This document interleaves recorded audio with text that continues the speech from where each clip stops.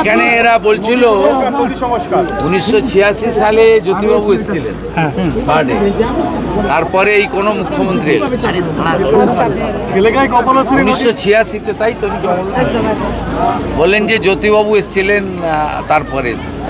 আর কি করা যাবে, আগের মুখ্যমন্ত্রীরা গ্রামের মানুষকে মানুষ বলে মনে করতেন না, আর আমার সঙ্গে তো গ্রামের মানুষের নাড়ির টান না, তাই গ্রাম আমার শেষ, গ্রাম আমার শুরু, গ্রামই আমার শেষ।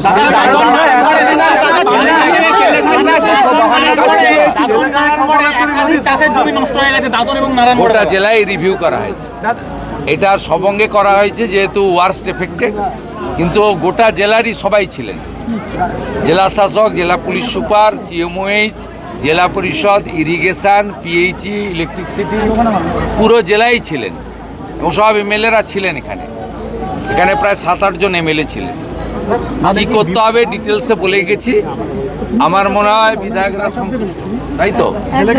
আমাদের দেবরার এমএলএ আছেন, শুধু